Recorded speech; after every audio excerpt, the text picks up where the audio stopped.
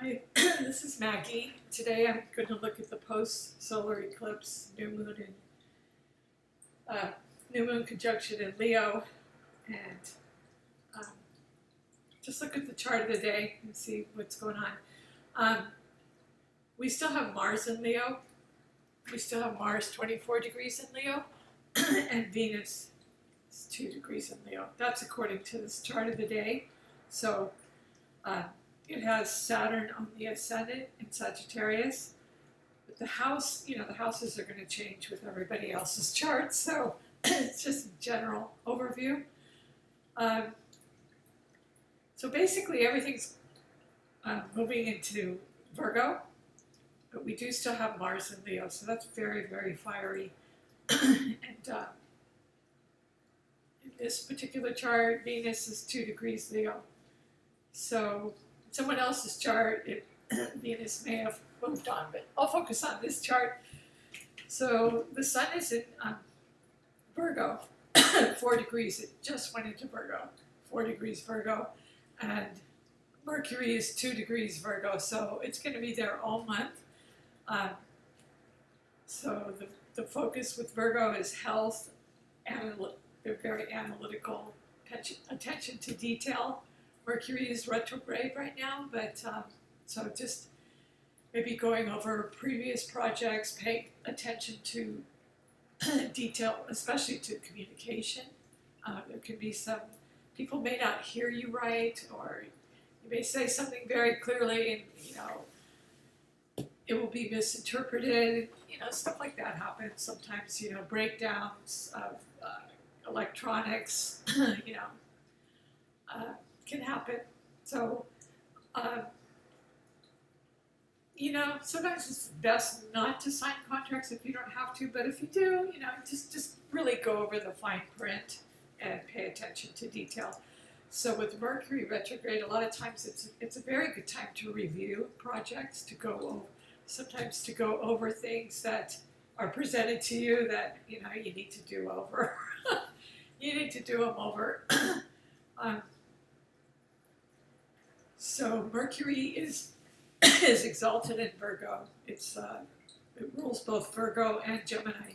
So it just makes it very, very, very focused on attention to detail, very analytical.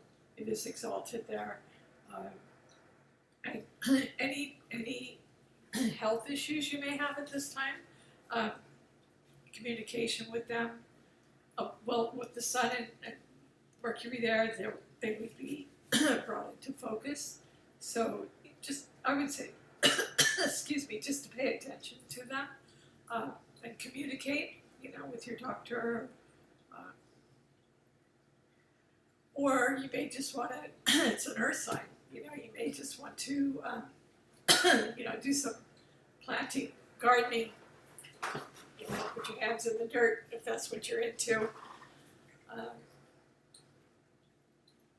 So pretty soon everything will be moving into, when Mars goes into Virgo, it'll be on for Virgo. But right now it's still in Leo in this chart. Excuse me. So Jupiter is on the MC, on the midheaven in this chart. It's in the 10th house. So it's been in Jupiter. It's a Jupiter return, So it's been it's been in Libra for a whole year. And it stays in the sun for a year. It's 21 degrees. So it'll be there for a little while longer. And it's very, very beneficial for Libras or for any type of Libran career, according to this particular chart, because it's in the 10th house. The moon's in Scorpio today, the next couple of days, and it's 19 degrees Scorpio. So if you have a lot of planets in water signs, it would be a grand water trine for you. And that's very intuitive, psychic. Just, listen to your intuition, very, very sensitive feelings, So the moon in Scorpio is very, very sensitive. And Saturn is in Sagittarius. It's 21 degrees, so it will be there a little while longer, and then eventually it will be moving into Capricorn, and then it will be on with career. You know, it will be time to like prove yourself with your career, or show what you've learned in your career, or put something in the public eye. But for right now in Sagittarius, it's almost like a prep time for that. It could be, you know, Sagittarius is the sign, Jupiter rules it, so it's the sign of higher learning. You know, they have a lot of foresight and vision, and so with Saturn there, it's attention to, it just gives a lot more patience and endurance and attention to detail with, you know, you may say, for example, study to be a teacher or a theologian or a lawyer, go to law school, learn a foreign language, travel a lot all over the world, learn things culturally. So all those are Sagittarian things that are great things to do while while Saturn's in Sagittarius. And then when it moves on into Capricorn, it will be time to, it will be more like, you know, in worldview, and to prove yourself, or to show what you do, because it will be sort of on display in a way. So Neptune, Neptune's in Pisces. It's going to be there for years. It's like 15 years or something, quite some time. I have to look at my ephemeris. But all these water events we're having, all the hurricanes, and, you know, wouldn't be surprised if there were another tsunami somewhere in the world.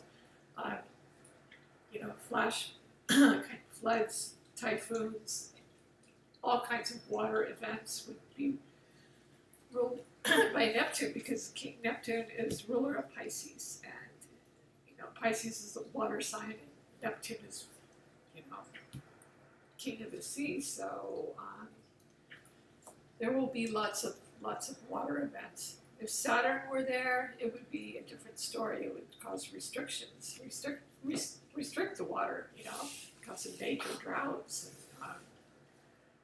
so with Neptune there, though, it can, you might not see it coming. It can cause some confusion. It can, you know, everything might look fine, and then the deluge, you know, happens. So just be careful with the water situation, definitely.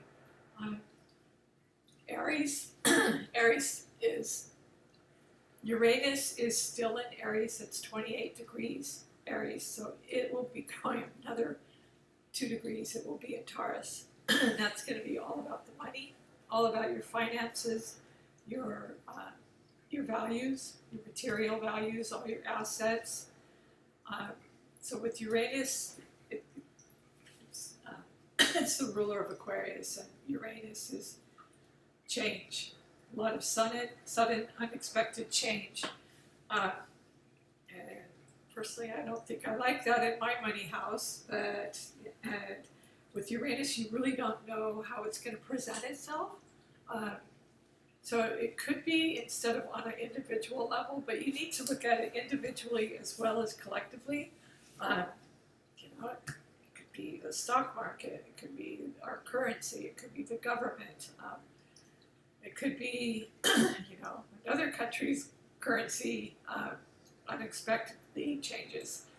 You just don't know where it's going to come from.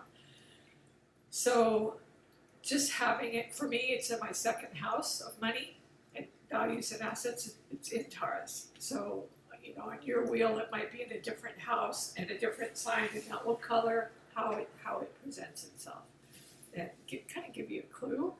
But Uranus never gives you a total heads up. It's just kind of like a lightning bolt, and you know. So just try to prepare.